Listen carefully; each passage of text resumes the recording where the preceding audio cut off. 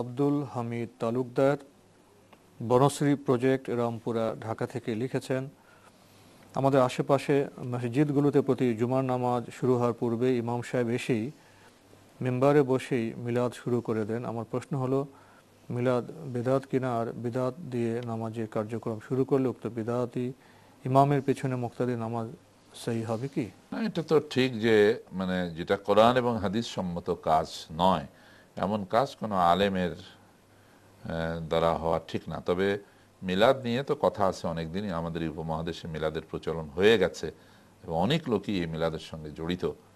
তো সেটা চেষ্টা করতে হবে আস্তে আস্তে ধীরে ধীরে আমরা যেন রসুল সাল্লাল্লাহু আলাইহি ওয়াসাল্লামের প্রতি দুরূদ পড়া যে ইবাদত, এটা আমরা বেশি উপলব্ধি করি এবং মহব্বতের সঙ্গে বেশি বেশি দুরূদ পড়তে অভ্যস্ত হই ব্যক্তিগত জীবনে।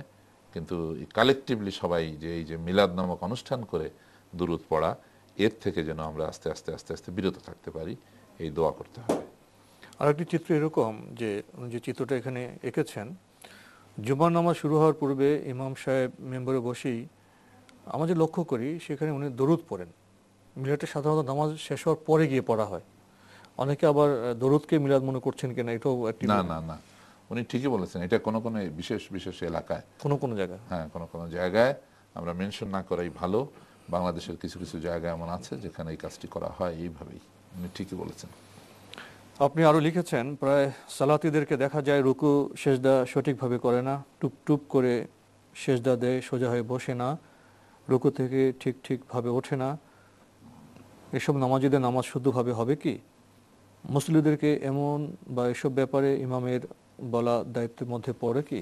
একদম সঠিক কথা, দায়িত্বের মধ্যে পড়ে, বলা উচিত। এবং এইভাবে যদি নামাজ পড়ে মানে তাড়াহুড়া করে, তাহলে নামাজ হওয়া নিয়ে সত্যি খুবই সন্দেহ থাকে, দারুণ সন্দেহ থাকে। নামাজ ইতমিনানের সঙ্গে পড়তে হবে, রুকু করে সোজা হয়ে দাঁড়াতে হবে এবং স্থির হতে হবে। এবং ওই উপর হলে যে হাড্ডি গুড্ডিগুলো যে বাঁকা হয়েছিল যেন আবার যার যার জায়গায় সে সঠিকভাবে এসে দাঁড়িয়ে যায়। তারপরে সাজদায় যেতে হবে। সাজদায় গিয়েও সুবহান রাব্বিয়াল আলা ধীর স্থিরভাবে বলতে হবে 3 বার কমপক্ষে। তারপরে আল্লাহু আকবার বলে উঠে আবার বসতে হবে, সোজা হয়ে ইজি হয়ে বসতে হবে। বসার ব্যাপারে রাসূলুল্লাহ সাল্লাল্লাহু আলাইহি ওয়াসাল্লাম 2 সাজদার মাঝখানে বসতেন। সাহাবীরা বর্ণনা করেছেন যে মনে হতো কখনো উনি বোধহয় পরবর্তী সাজদা করার কথা ভুলে গেছেন, অথবা রুকুর থেকে দাঁড়িয়ে বোধহয় তিনি সাজদার কথাই ভুলে গেছেন, এরকম তারা মনে করতেন। তো তিনি দোয়াও পড়তেন এই সময় বসে, দোয়া কবুলের সময় এটি। তো এইভাবে নামাজ আদায় করতে হবে ইতমিনানের সঙ্গে এবং ধীর স্থিরভাবে নামাজ আদায় করতে হবে, প্রশান্তির সঙ্গে নামাজ আদায় করতে হবে। তো আমাদের আজকে এখানে শেষ করতে হচ্ছে। আপনাকে অনেক ধন্যবাদ। ধন্যবাদ আপনাকে।